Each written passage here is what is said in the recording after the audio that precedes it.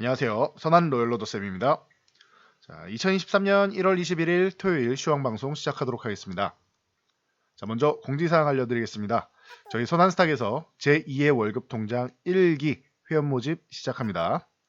자, 2022년 시장을 누르던 3대 악재, 자, 미국의 긴축, 중국의 봉쇄 이미 끝나고 있죠. 상반기에는 해소가 됩니다. 그리고 마지막 악재인 러시아의 전쟁 또한 푸틴이 정권을 이제 승계하고 이제 은퇴할 가능성이 높아지고 있죠. 즉 전쟁이 마무리 단계로 돌입할 가능성이 높다라는 거. 3대 악재가 모두 해소되기 시작했습니다. 이게 기술적 반등이 아닌 악재 해소로 인한 상승 초입 시작이라는 거예요. 그래서 외국인들이 10월부터 코스피 주식 9조 원 이상, 9월 말부터 하면 10조 됐습니다. 그래서 지금은 두려움을 버리고 작년에 좀 웅크려들었던 계좌가 올해 토끼띠해죠. 웅크려들었다가 다음 나오는 행동은 점프하는 겁니다. 그래서 점프하는 타이밍이 다가왔다라는 겁니다. 자, 그래서 여러분들 일기 회원 모집 기다려주신 분들 좋은 기회니까 기다려주신 분들 모두 감사드리고요. 이번 위기 기회로 전환하실 분 하단에 링크 클릭해서 상담 신청하시면 됩니다. 자, 본론으로 들어가서 자, 미국 같은 경우는 오늘 이제 휴식 이후에 반등이 나왔죠. 최근에 보시면은 미국은 휴식 이후에 한 차례 다시 전고점 쪽으로 올라가다가 다시 한번 아래로 내려오고 그리고 우리나라 연휴를 앞두고 금요일에는 또 양호한 모습 보였습니다.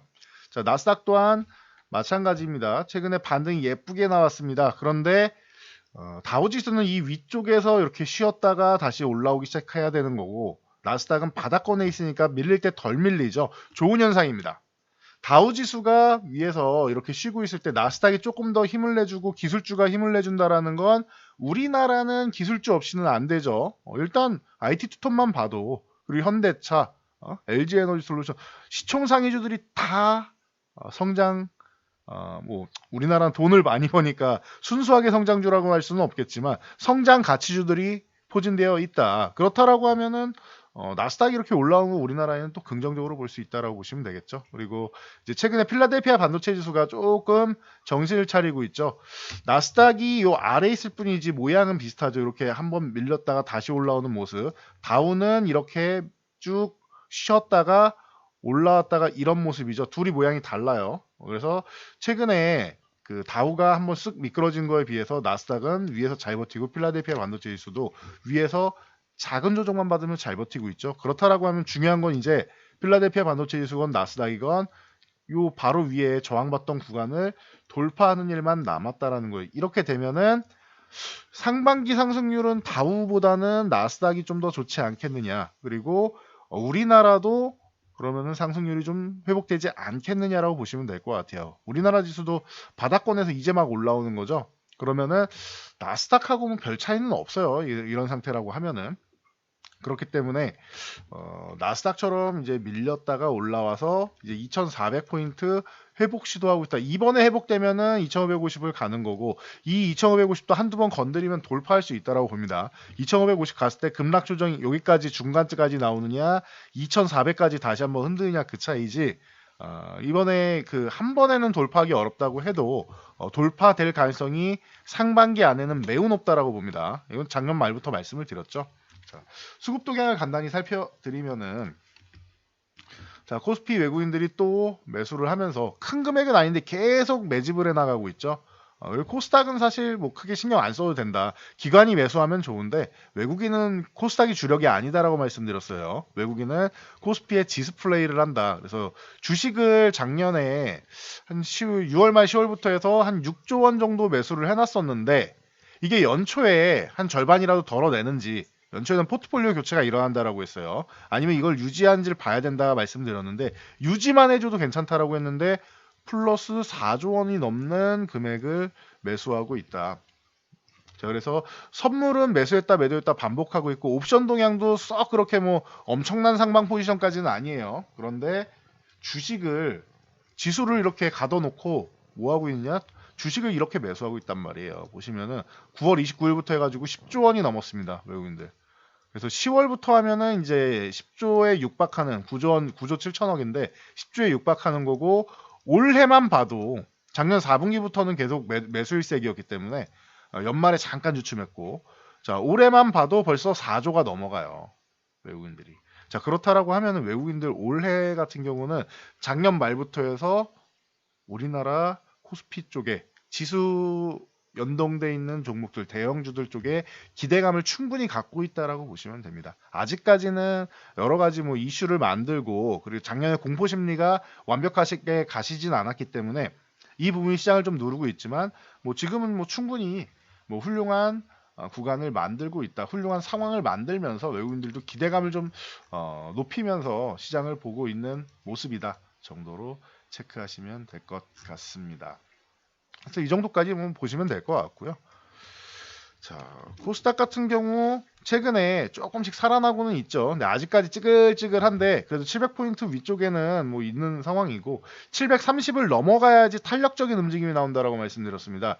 830, 40까지는 어렵지 않게 갈 것이고 이 구간을 넘어갈 것이다. 상반기에 코스피가 2550 넘어가는 것처럼 코스닥이 이제 830, 40포인트, 830에서 840포인트를 넘어간다라고 하면 이거는 800 후반에서 900 돌파 시도 정도까지는 나오는 겁니다. 이 정도 체크를 하시면 되고요. 그래서 코스닥은 살아나기 시작하면은, 지금이야 눌려 있지만 살아나기 시작하면 또 무섭게 살아난다라고 말씀드렸습니다. 자, 시총 상위주들 좀 전에 말씀드렸는데, 삼성전자 같은 경우 62,500원을 넘어가면은 지수가 상승하는데 도움은 주겠죠. 반도체주는 시장 수익률보다는 이제 높은 시장 수익률을 상회하는 정도 수익은 나올 것이다. 주도주가 될지는 조금 더 지켜보자라고 말씀을 드렸어요. 주도주가 되는지는 아직까지는 물음표지만 시장 수익률은 상회할 수 있다라는 거. 그리고 SK하이닉스가 작년 말에 수급적으로 좀 많이 밀렸었는데 이거 좀 과하다라고 많이 말씀드렸죠. 그런데 바닥에서부터 명확하게 턴을 했습니다. 명확하게 턴을 하면서 뭐 완전 완벽한 이제 변형 샛별형을 완성을 했죠. 그러면서 이 8만 원까지 회복하고 8만 원 위에서 다시 한번 모양을 만들고 있다. 잘 보면 필라델피아 반도체 지수랑 굉장히 비슷합니다. 이 최근 모양은. 그래서 제정신을 차리기 시작했다 정도로 보시면 되고, 요 9만 원 구간을 이제 고점을 이렇게 낮추는 구간을 넘어가려면 9만 원 구간 초반을 넘어가야 되는데, 이 구간을 넘어간다라고 하면은 하이닉스도 이제 지수 상승하는데 뭐 이제는 좀 도움을 줄 수 있겠죠. 삼성전자, 하이닉스 모두 조금만 올라가면은 62,500원과 9만 원의 작은 저항, 큰 저항 아닙니다. 작은 저항 정도는 만들고 있는 곳을 돌파 시도 정도 할 것이다. 그럼 지수도 이 구간 돌파하기 시작하면서 좀 움직일 가능성이 있겠죠. 자, LG 에너지 솔루션 함께 봐야겠죠. 이 LG 에너지 솔루션이 전체적으로 2차 전지 쪽에, 전기차 쪽에 좀 휴식을 함께 만들면서 LG 에너지 솔루션도 뭐 쉬고 있는데, 제가 이렇게 표현해 드렸습니다. 아무래도 12월부터 해서 연초에 있는 이 40만 원대 구간은, 그냥 이게 제 개인적인 의견입니다. 개인적인 의견으로는 이 50만 원 회복해서 한 55만 원 정도까지만 안착해 주면은, 이 55만 원 위에 넘어가서 안착한다? 제가 볼 때는 50만 원 아래를 다시 줄 가능성보다 100만 원을 넘어갈 가능성이 더 높지 않겠느냐라고 봅니다. 라고 설명을 드렸어요. 그래서 제 생각에는 마지막 40만 원대일 수도 있다. 뭐 지금 단정 지을 수는 없겠지만 그럴 가능성도 충분히 있지 않겠느냐. 앞으로 LG에너지 솔루션의 미래에 어마어마한 이 사업 확장력, 그리고 이제 시장 지배력을 생각한다라고 하면은 이건 이제 시작에 불과하다, 출발에 불과하다. 처음 상장할 때는 고평가였지만, 맞아요. 처음 상장할 때는 이때는 고평가가 맞아요. 1년 전은 고평가가 맞는데 지금까지 1년이 지나왔죠. 1년이 지나오면서 어떻게 돼요? 그러면 1년이 지났는데 기업이 그대로 있어야 되는데, 그대로 있느냐? 기업이 그대로 있는 건 아니다라는 거. 점유율 계속 확장되고, 자 보세요. 작년에 뭐 IRA도 있고 해가지고 뭐 기대감, 그건 미래 얘기니까 기대감 있고 어쩌고저쩌고 말은 많았는데 그냥 숫자만 보자고. 2020년에 적자였다가 영업 적자였죠. 그리고 나서 이제 상장하고 나서 2021년에 뭐 이거는 기업이 뭐 분할되는 과정도 있었으니까 앞에는 제외하고라도, 자 2021년에는 어때요? 매출액과 영업이익 양호했던 부분이 작년에는 더욱더 크게 점프를 했죠. 자, 그리고 나서 올해는 더욱더 점프를 하고 내년에도 더욱더 점프를 하고, 합작법인들 계속 나오잖아요. 그러면 매년 점프를 한단 말이죠. 작년 실적에 대비해서는 고평가일 수 있는데 그러니까 재작년 실적에 비해서 작년에는 고평가일 수 있는데 지금은 아니라는 거죠. 지금은 살만한 구간이네라는 생각이 드는 정도까지는 된단 말이에요. 적정한데? 지금부터는 성장성을 반영해도 되겠는데라는 생각이 문득 드는 가격권이다라는 거예요. 자, 그리고 이제 LG에너지솔루션 말고 현대차 같은 경우는 사실 말도 안 되는 지금 구간에 있다고 보시면 돼요, 여러분. 현대기아 같은 경우는 작년에 글로벌 자동차 판매량 급감하고 다들 어려워할 때 나 홀로 성장을 했죠. 그래서 유럽에서도 3위권까지 치고 올랐어요, 판매량이. 그래서 지금 역대급 실적을 보이고 있는데, 그런데 주가는 뭐예요? 바닥권, IRA 얘기 나오면서 이거 피해주다라고 하면서 바닥을 짓누르고 있죠.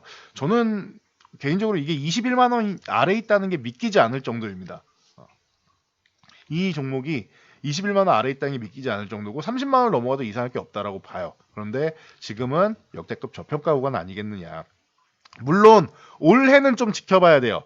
작년까지는 이제 자동차 이제 판매하는 부분에 있어서 계속 이제 반도체 쇼티지에 이어서 이제 계속 그 지연되고 최소 3개월에서 뭐 6개월, 1년까지도 1년 넘게 기다려도 못 받는 차도 있었죠. 그런데 이제는 좀 달라졌다. 작년에 금리가 올라가면서 지금은 이제 기존에 예약했던 물량 취소하는 물량도 있고 조금 뭐 비인기 차종 같은 경우는 뭐 바로바로 출시되는 차들이 이제 나오기 시작하고 있어요. 그러면은 현대차는 올해를 잘 넘겨야 돼요. 올해.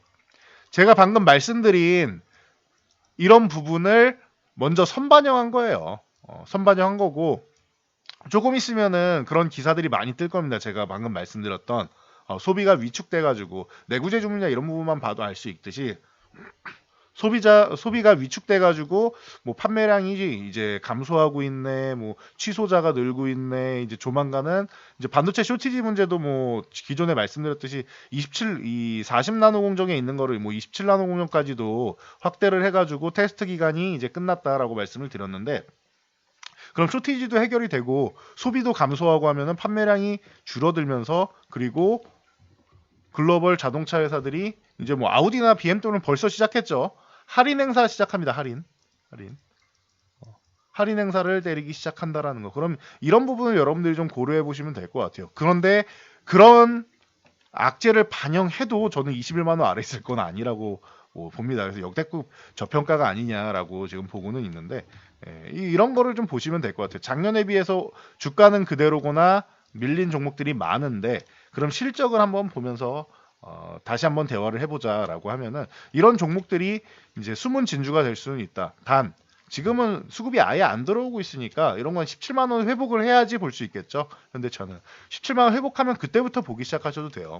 SK하이닉스가 여러분들이 볼 수 있는 뭐 바로미터가 되지 않을까 싶습니다. 이 아래에 찌글찌글하게 흘러내릴 때는 억울하지만 수급적인 거예요. 이거는 기업이 나빠서가 아니에요. 뭐 적자설 내밀면서 이렇게 막 밀어내리잖아요. 그런데 정작 적자설이 확대되고 점화되는 구간에서는 급반등이 나오죠. 급반등이 나오죠. 그러면 뭐가 나와요? 올해 1분기가 최저점이 되고 2분기가 뭐 저점에서 턴하는 과정이 되지 않겠느냐 이런 얘기 나올 거라고 작년에 말씀드렸는데 슬금슬금 그런 얘기가 한 명, 두 명 나오기 시작하고 있죠. 그러니까 여러분들 주식시장이라는 게 이게 반복되는 역사니까 그리고 심리와 수급에 의해서 움직이는 곳이다 보니까 뉴스를 그냥 나중에 내보내는 경우도 있어요. 그리고 호재가 있어도 반영을 안 하고 악재가 있어도 반영을 안 하고 혹은 나중에 반영하고 하는 경우들이 있으니까 그 모아놓은 것들 나중에 폭발시키면 된다. 현대차 같은 경우는 그렇고 하이닉스 같은 경우 삼성전자 같은 경우 지금이 작년에 이렇게 셀트리온 말씀드렸을 때랑 비슷한 것 같아요. 셀트리온도 작년에 제가 요 실적 말씀드리면서 영업이익률이 최악이다라고 말씀드렸죠. 25%까지 내려갔는데 이 영업이익률이 최악이다. 이 작년 이제 1분기 때 말씀을 드렸었죠. 영업이익률이 25%까지 내려갔는데 이거 최악이다.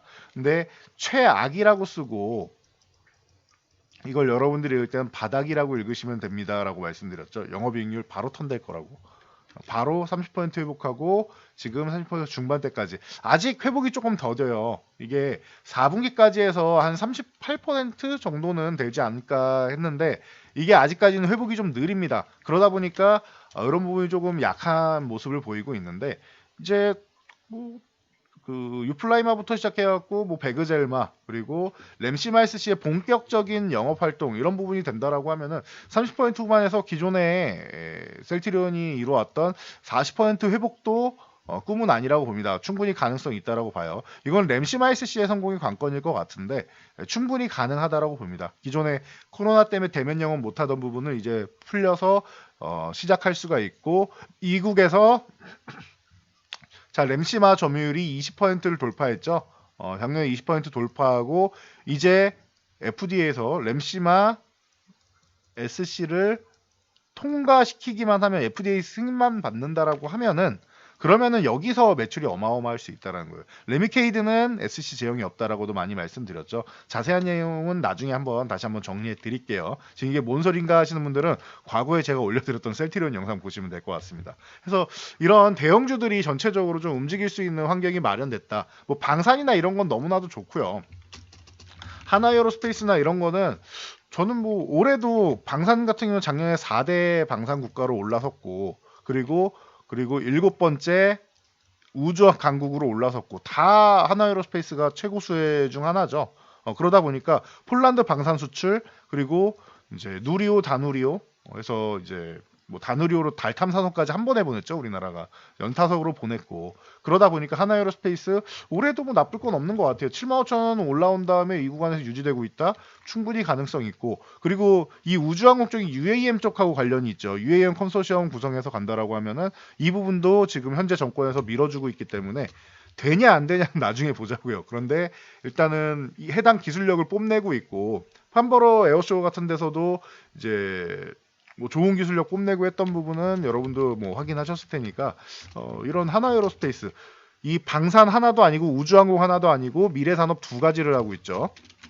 비슷하게 치면은 방산 쪽에 현대로템 얘가 지금 싸게 나와 있는데 현대로템 같은 경우도 충분히 가능성이 있다고 봅니다. 방산 쪽은 뭐 이미 말씀을 드렸고 그리고 K2 표전차 워낙 뭐 인기가 많으니까요. 너무나도 비싼데 효과가 좋다. 그리고 실제 전쟁이 일어났기 때문에 비싸더라도 산다라는 개념이 이제 뭐 사람들한테는 이제 다른 국가들에도 어필이 된 겁니다. 거기다가 고속철도 고속철도 같은 경우가 동남아부터 시작해서 뭐 네옴시티랑 여러 곳에 뭐 국내는 당연한 거고요. 국내는 제외하고 해외 쪽으로 충분히 수출이 나올 수 있다라는 부분을 생각한다라고 하면 현대로템 같은 경우도 방산에다가 플러스 알파 고속철도 이렇게 두 가지 산업인데 둘 다 미래 산업이 될 수 있다라고 하면은 이런 쪽 섹터는 항상 여러분들이 염두에 두면서 보셔야 되지 않나 싶습니다. 그래서 이렇게 여러분들 시장에 지금 바닥권에서 이제 막 턴될 수 있는 쪽이 많아요.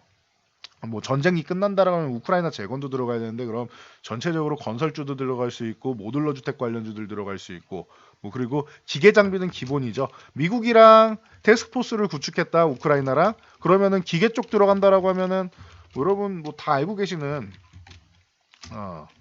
현대 건설 기계나 뭐 이런 쪽 두산인프라코 현대두산인프라코 같은 경우 이런 쪽이 가장 기본적인데 저는 미국에서 들어간다라고 하면 미국에서도 장비 업체들 들어가겠죠. 캐터필러가 가장 기본이란 말이에요. 그렇다라고 하면은 캐터필러가 이 업체 빼고는 얘기를 할 수가 없는 지금 상황이 됐죠. 서로 공존하는 기업이기 때문에 진성 TEC 같은 경우를 함께 볼만하다라는 정도 이런 부분도 여러분들이 체크 포인트를 보시면 되고 요거 12,000원만 회복되면은 진성 TEC 꽤나 그래도 괜찮지 않겠느냐. 요 15,000원, 16,000원만 가도 나쁘지 않고 돌파하게 된다면 더 좋을 수 있겠죠. 왜 이렇게 많이 내려왔습니까? 라고 하는 거는 바닥부터 너무 많이 올라왔으니까 쉬는 구간 만든 거다. 그래서 12,000원을 회복하면은 올라온 부분에 대해서 한 절반 정도 조정받고 다시 움직일 수 있는 모양 만든다라는 거죠. 그래서 진성 TEC 같은 경우도 현대 두산인프라코어 그리고 현대건설기계 이런 기계 관련주랑 같이 보고 작은 종목으로는 데모 같은 경우가 뭐 있는데 위압 브레이커 쪽이죠. 그래서 이런 종목도 같이 좀 뭐 기존에도 테마를 만들었었는데 데모나 현대보다 뭐 이런 쪽 같이 볼 수 있고 이 SY나 이런 쪽 같은 경우도 모듈러 주택 관련 쪽을 좀 유심히 볼 필요가 있을 것 같아요. 이게 테마성으로 움직여서 좀 들쑥날쑥해서 그러지 좀 작은 종목들 좋아하시는 분들은 이런 종목들 좀 유심히 지켜보고 있다가 거래가 조금 들어왔는데 수급이 좀 약해요. 이거보다 더 터져야 됩니다. 지금은 과거에 수급이 좋을 때는 뭐 전일 그리고 최근 거래량의 한 2.5배에서 한 3배만 돼도 거래량이 나왔습니다라고 말씀을 드렸는데 지금은 아니에요. 거래대금이 감소해 있는 시장이고 아예 뭐 점점점점밖에 안 보이죠. 그러면은 두세 배가 아니라 여기서는 거래량이 이렇게 폭발을 해줘야 돼요. 이런 최소한 요 정도는 나와줘야 되는 거예요. 이런 식으로 점하고는 비교 안 될 정도로 이런 최소한 이런 모양 나와야 되고 이렇게 뭐 우뚝 솟으면 아주 좋은 거고 근데 이것까지는 바라지도 않습니다. 이 정도 모양은 나와줘야 됩니다. 그래서 거래 대금이 조금 약한데 이게 연속적인 모양으로 이렇게 나와준다라면 뭐 가장 나이스한 거죠. 3호 그 양봉 3개 땅땅땅 찍어주면 뭐 제일 좋은 거고. 그러니까 이런 식으로 해서 SY나 범양건영, 뭐 덕신하우징 등등 해서 모듈러 주택 관련주 언제 땅 파서 철근 싣고 시멘트랑 벽돌이랑 해서 집을 짓고 있습니까? 빠르게 조립식으로 모듈러 주택 딱 완성해서 전쟁 끝나고 나서 다시 한번 뭐 난민들이랑 해가지고 제자리 찾아가야 될 거 아니에요. 그래서 모듈러 주택 직접 요청까지 했었죠. 우크라이나 장관이. 그래서 이 부분 체크하시고 네옴시티에도 우리나라 근로자분들 거주하는 공간 뭐 1억 명 정도가 들어갈 수 있는 수용하는 공간을 모듈러 주택으로 하겠다라고 이미 뭐 얘기가 나왔죠. 그러니까 모듈러 주택 관련주 같은 경우도 여러분들 볼 수 있다. 그러면은 건설주나 이런 부분도 볼 수 있는 거고 그동안 좀 억울하게 눌려있던 섹터들도 좀 많은데 그런 섹터들도 좀 올라올 수 있다라는 거. 뭐 최근에 로봇 관련주들 좀 이제 뭐 집중을 받고 있는데 작년에도 휴림 로봇이 엄청 났었죠. 자, 올해는 레인보우 로보틱스가 핵심이다 이렇게 말씀을 드렸는데 이 종목 같은 경우가 이제 삼성에서 직접 590억 정도를 투자하면서 정확히 589억인데 590억이라고 할게요. 약 590억을 투자하면서 직접 투자하는 기업으로 역시 삼성은 삼성인 것 같습니다. 예. LG에서 투자할 때는 이렇게까지는 방향이 안 나오는데 삼성에서 투자하면 꼭 이렇게 올라요.